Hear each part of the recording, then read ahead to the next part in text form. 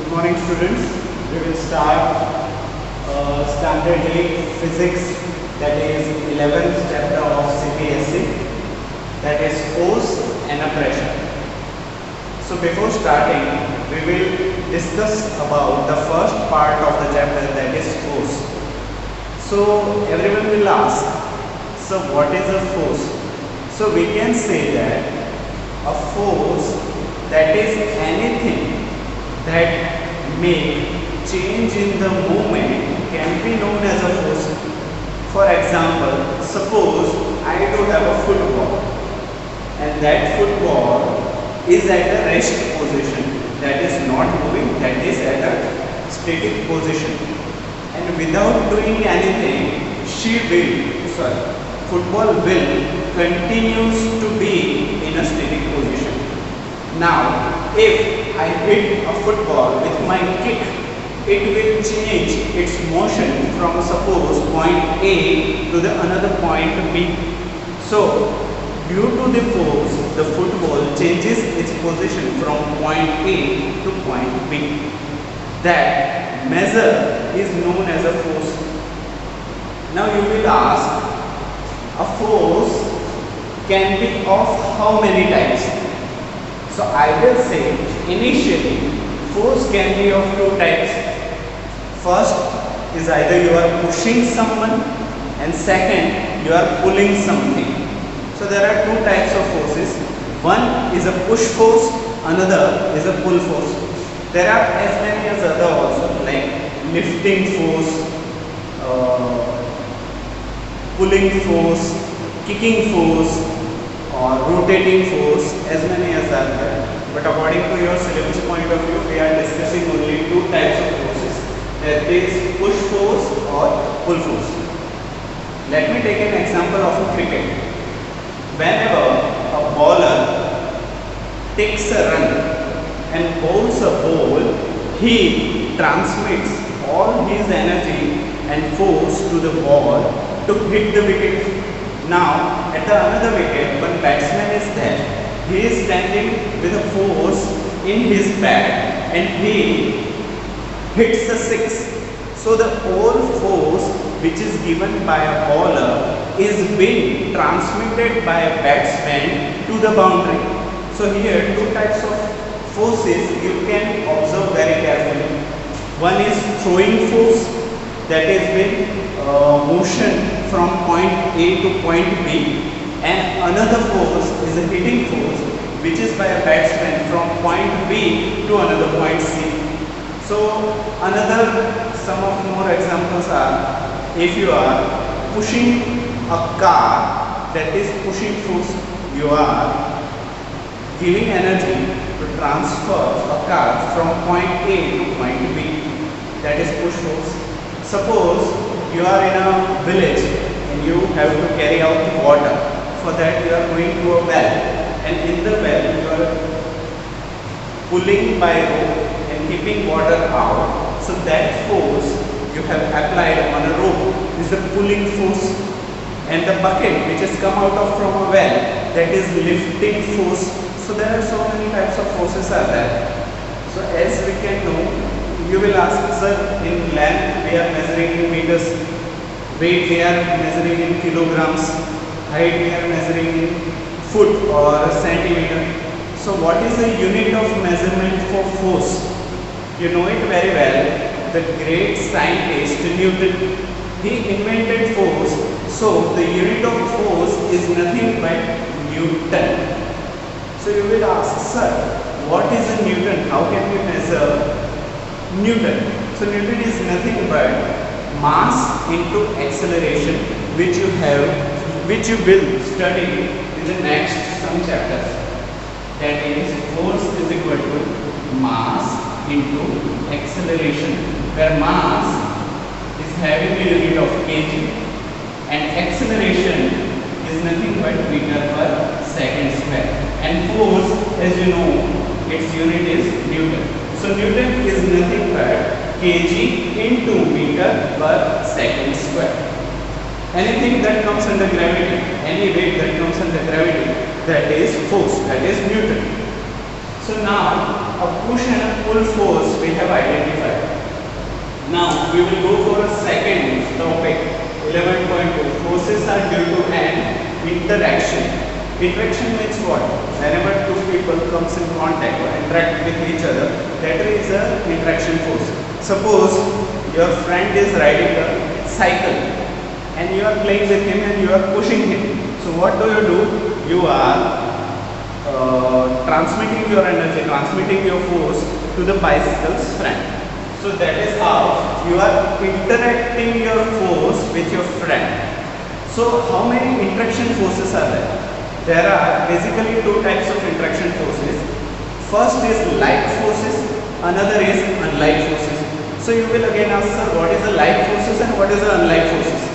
So I will say, whenever two forces are acting in the same direction, you are pushing your friend in some direction. So he will go in one direction and you are pushing him in another direction. So these two forces are acting in the same direction. So such forces are known as like interaction forces.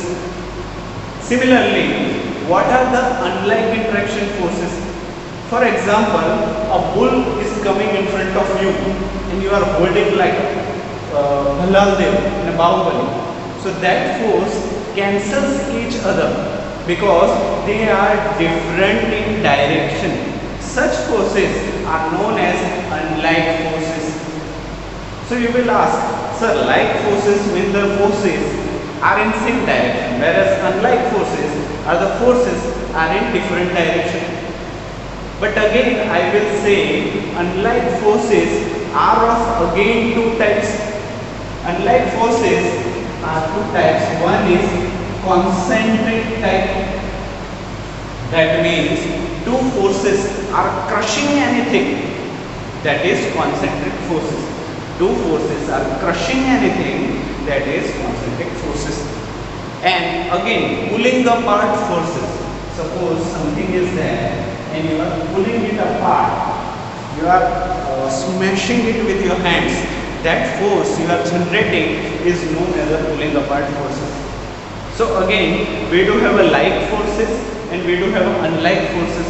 Like forces are those in which forces are acting in the same direction. Either it is leftwards, either it is rightward, either it is upward, downwards, frontwards or backwards. That all forces, if they are acting in the same direction, are known as a like forces.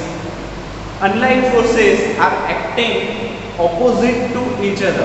Either it is concentric forces, either they are pulling apart forces. So nearly each and every type of force I have discussed with you. So make a note, so it will be very useful to you according to CBSE exams. Now we will go with 11.3, that is exploring forces. What are the forces I have told you till now? They are exploring the forces. There are different type of forces are there. 11.4, a force can change the state of motion. That is very easy. Something that is at a position of rest, and if you are applying a force, it will move from position A to position B. That means a force can change the state of motion. Initially it was at a steady state, it is not moving. At the second point, it is changing its state from steady to the movement. In the same way, when you are playing the carom, when you are hitting a striker, to black or white striker, the force you are transmitting from steady to moving position. That is how you score in a carom.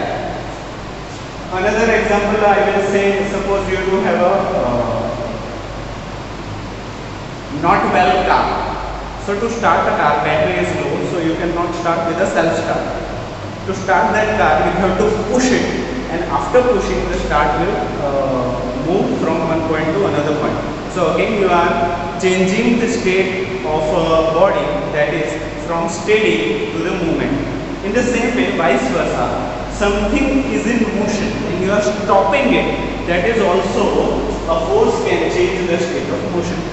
Suppose in the cricket stadium, a batsman hits a 4 and that 4 is been stopped by a fielder. That stopping force is also changing a stick from motion to this stoppage force. So 11.4 is introduction is also been completed. Now 11.5. Force can change the shape of an object. Now it is very good point. Suppose you are pushing a ball, you are pushing it very hard, but still a ball cannot move because it is rigidly constructed with a building. So whatever force you are making, the ball does not move. It will not change its state of steadiness to anywhere. So that means you are not applying a force, right? No, that's not true. You are applying a force, but your force is not capable enough to move a ball from point A to point B. So the force which is not making any changes according to the movement, such forces are known as static force. And static force is being observed by either a wall, either a human being. You will exhaust, you are using your forces, but that force does not make any work. So that forces are not make any changes to the wall, but instead it will make changes to your hand. Your hands will push downwards. So the force will either change the movement or either change the shape of your hands. Is it clear? Okay. Thank you. Now I will take one more example for forces can change the shape of an object. Suppose you do have a balloon and you are applying the concentric forces on a balloon. Initially balloon was in a spherical shape, it is a round shape. But when you are applying the concentric forces on a balloon, it will convert its shape from spherical to oval, like an egg. Yes or no? So such forces can not making any movement, not making any changes from point A to point B. Instead, they are changing the shape from first to the second. Is it clear to everyone? Okay. If you have any query, you can comment it below. I will solve it very shortly. Thank you for listening. Listen to me very carefully. I will continue with the next point in a next video lecture. Thank you so much.